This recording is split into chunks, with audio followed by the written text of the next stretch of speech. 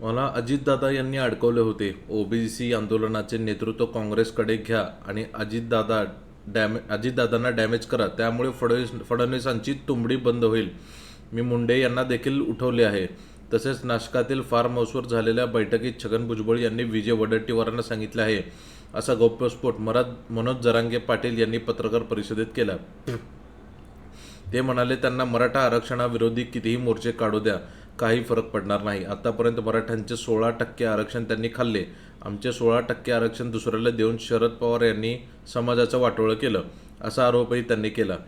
ज्यांनी ओबीसींना साथ दिली त्यांनाच दगा देण्याचे काम छगन भुजबळ करत आहेत, असेही जरांगे पाटील म्हणाले. जरांगे मराठा समाजाचा नेता नाही. त्याच्या तोंडाला येईल ते बोलतात. त्या अभ्यासाचा, ज्ञानाचा विषय आहे. यशवंतराव चव्हाणांपासून शरद पवार, अजितदादा, एकनाथ शिंदे, अशोक चव्हाण, पृथ्वीराज चव्हाण, नारायण राणे असे अनेक मराठ्यांचे नेते आहेत. वाळू चोर, दारूचा धंदा करणारे लोक यांच्या आजूबाजूला असतात. तो तेवढ्यांचाच नेता आहे. महाराष्ट्रातील मराठा समाजाचा तो नेता नाही, छगन भुजबळ यांनी म्हटले. त्यानंतर विजय वडेट्टीवार यांनीही त्यांच्यावर टीका केली. अंगात आल्यासारखी बडबड चालली आहे. माझं छगन भुजबळ यांच्यासोबत कधीच गुप्त बैठक झाली नाही. हवेत बोलणे आणि लोकांची दिशाभूल करण्याचा प्रकार आहे.